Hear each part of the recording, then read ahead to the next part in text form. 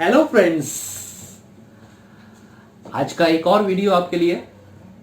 Again आप लोगों की डिमांड पे हिंदी में। वैसे ये वीडियो हिंदी और इंग्लिश दोनों मीडियम के लिए अवेलेबल है। जो इंग्लिश वाला है उसका डिस्क्रिप्शन नीचे दिया हुआ है, डिस्क्रिप्शन बॉक्स में मैंने लिख दिया है, आप वहां से देख करके उस पर भी जा सकते हैं सीधे, और यहाँ ऊपर भी आ जाएगा आपके साथ। तो आज का इंग्लिश ग्रामर है टॉपिक, और इंग्लिश ग्रामर में भी बिल्कुल बेसिक है, parts of speech. Parts of speech एक ऐसी चीज है जो पूरे ग्रामर का बेस है।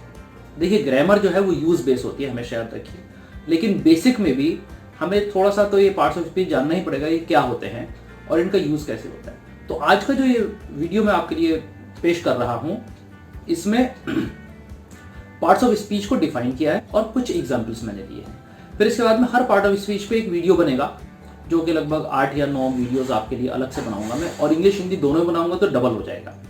देखिए, मेरा पर्पस है ज्यादा से ज्यादा लोगों तक इंग्लिश को आम भाषा में पहुंचाना। इसी पर्पस से, खासतौर से जो लोग इंग्लिश मीडियम से नहीं पढ़े हैं और वो इंग्लिश बोलना चाहते हैं, इंग्लिश सीखना चाहते हैं, उनके लिए खास मेरा फोकस है। क्योंकि मैं खुद भी इसी तरह से सीखा हूँ अंग्रेजी, कि पहले मैंने उर्दू में पढ़ाई की, फिर मैंने हिंदी में पढ़ाई की, फिर मैंने इंग्लिश में पढ़ाई की, तो सब टाइम लगा लिया। तो आप लोगों का टाइम ये कम हो जाए, बार बार टीचर्स हैं, स्टूडेंट्स हैं, प्रिंसिपल लोग हैं, बड़े बड़े ऑफिसर, सब लोग कहते हैं कि अगर आपके पास कोई चीज़ है तो इसको डिस्ट्रीब्यूट कीजिए। जो हमने सोसाइटी से लिया है, सोसाइटी को देने का टाइम है। तो आप लोगों के लिए, हमारे टाइम में तो ये वीडियो वगैरह होते नहीं थे, तो हम तो ऐसे ही सीखते थे, किताब पढ़ के या सामने देख करके, सुन करके। But you are fortunate that you have got internet, you have got a smartphone with you, you have got YouTube, you have got Google, तो you can go through all these things and you can learn faster than we did. This is an advantage for you, all those who are here, particularly the students category. तो आप लोग खूब सीखिए। Mobile phone का इस्तेमाल हम वैसे भी खूब करते हैं, तो सीखने के लिए कीजिए ना, अच्छी चीज है ये।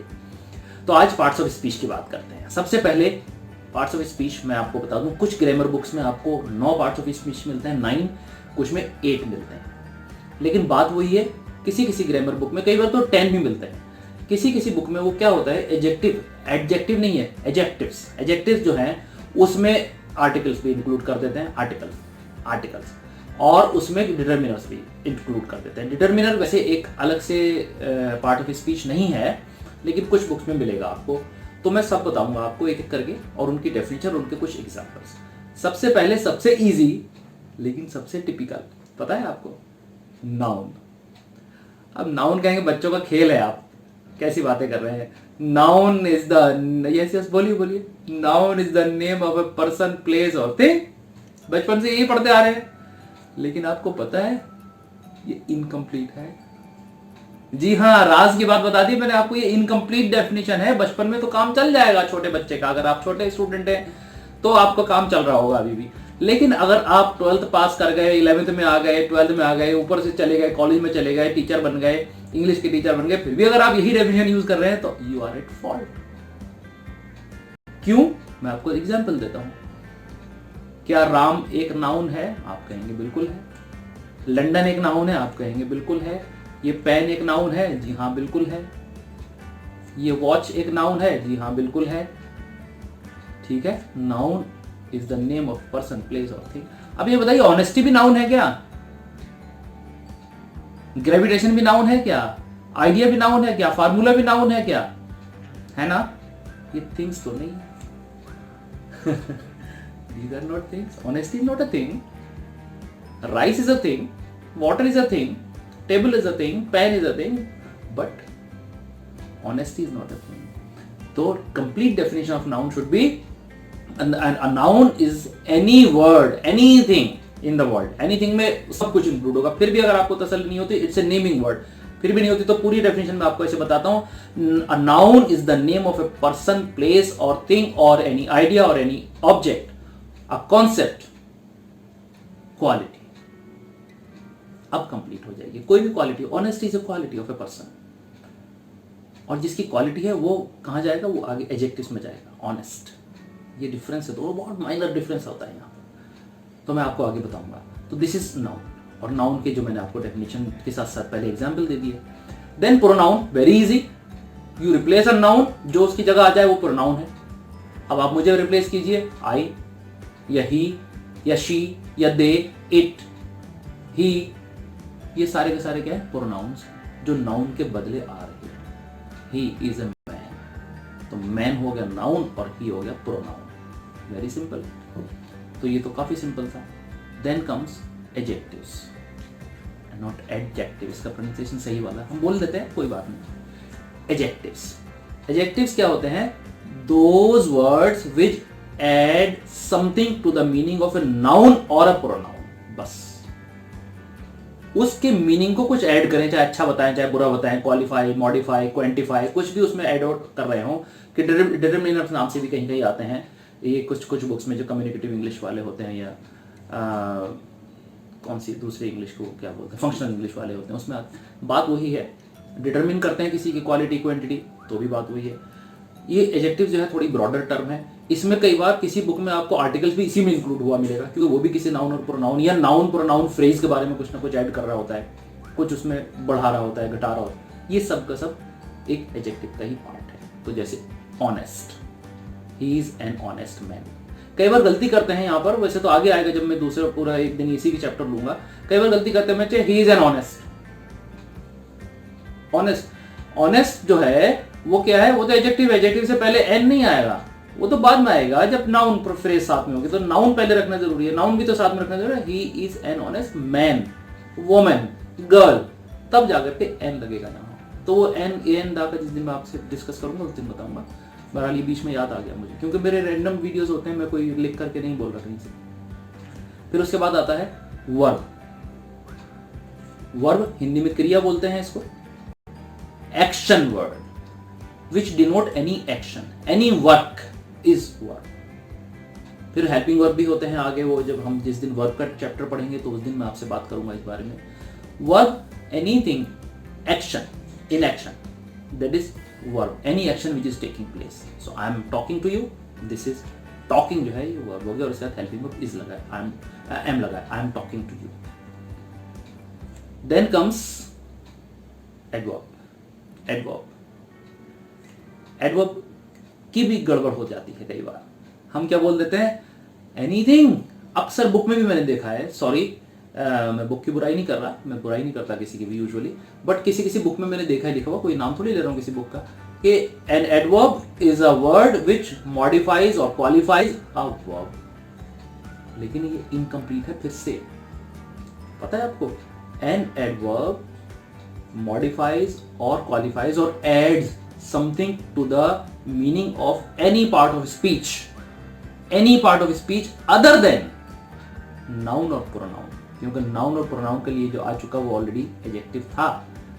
noun और pronoun को छोड़ के जिसके लिए भी आ जाए कोई मॉडिफाई करता हुआ तो वो खुद एडवर्ब होगा। यानी एडवर्ब किस किस को मॉडिफाई करेगा, आप देखिए बाकी पार्ट्स ऑफ स्पीच कौन से रहेगा, वर्ब, एडजेक्टिव को मॉडिफाई करेगा। यस, एडजेक्टिव खुद मॉडिफाई कर रहा है किसी और को, लेकिन एडजेक्टिव को मॉडिफाई कर रहा है वो एडवर्ब है। एडवर्ब को भी मॉडिफाई करेगा, प्रीपोजिशन को भी करेगा, कंजंक्शन को भी करेगा, इंटरजेक्शन को भी करेगा, या किसी इनकी किसी फ्रेज को करेगा, वो एडवर्ब होगा। एडवर्ब जो है सिर्फ वर्ब को ही नहीं करता, सारे parts of speech other than noun and pronoun को करता है। नेक्स्ट इज, अब बचा क्या, कंजंक्शंस। कंजंक्शन जो है वो इसके नाम से ही लग रहा है, कंजंक्शन, किसी चीज को ज्वाइन करना। तो एनी वर्ड्स विच ज्वाइन और combine two words sometimes, two phrases sometimes, two clauses sometimes and two sentences sometimes, they are called. जैसे बट है, he is weak but honest, यहां बट लगा है, तो ये दो उनको जोड़ रहा है। आई एंड यू, एंड आ गया दोनों को जोड़ने के लिए, तो दो वर्ड्स को भी जोड़ सकता है, दो फ्रेजेस को भी जोड़ सकता है। This is called conjunction. But, yet, still, and, so, ये सब कंजंक्शंस होते हैं। देन लास्ट में बचता है, बहुत कम यूज होता है लेकिन होता बड़े स्ट्रांगली है कई बार, interjection. When we want to express our feelings, strong feelings, emotions in one word. बहुत हमें खुशी हुई तो हम बहुत खुशी होने को एक्सप्रेस कैसे कर रहे हैं, वाओ, ये इंटरजेक्शन है। ओह, अनफॉर्चुनेट, अलास, ब्रेवो या ब्रावो, दोनों तरह से प्रोनाउंस करते हैं। ये जो वर्ड्स हैं ये सब इंटरजेक्शन बहुत कम है, 8-10 यूज होते हैं यूजुअली, या इस टाइप से बोल देते हैं। बहुत ही स्ट्रॉन्ग फीलिंग जब अचानक आती है, एक वर्ड्स में निकल जाती है, उसको हम कई बार स्लैंग्स में भी यूज होते हैं, मैं वो यूज नहीं करूंगा यहाँ पर आप लोगों के लिए।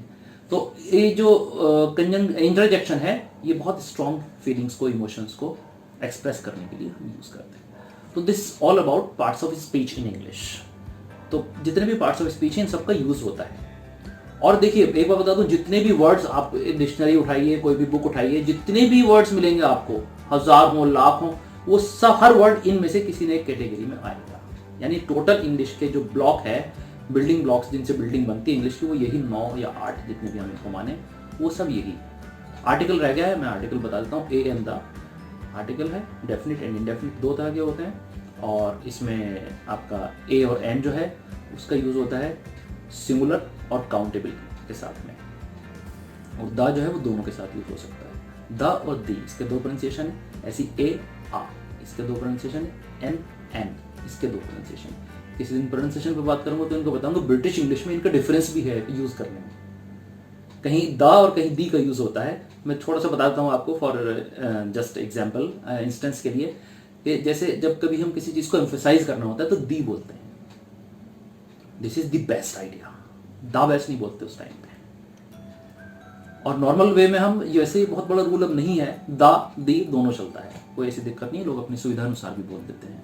और जब कभी एक और भी रूल है इसका, ब्रिटिश बहुत पुराना रूल है, अब यूजुअली इंग्लैंड में भी इसको कम यूज करते हैं वैसे तो, लेकिन है रूल, मैं बता देता हूँ आपको फॉर योर काइंड इन्फॉर्मेशन। जैसे कह देते हैं कि जब दी बोलते हैं तो आगे आने वाला वॉवल से शुरू हो रहा होता है वर्ड, और जब एम्फेसिस देना होता है तब भी दी बोलते हैं। जैसे दी बेस्ट मैंने एग्जांपल दिया आपको, he was in the action not the action.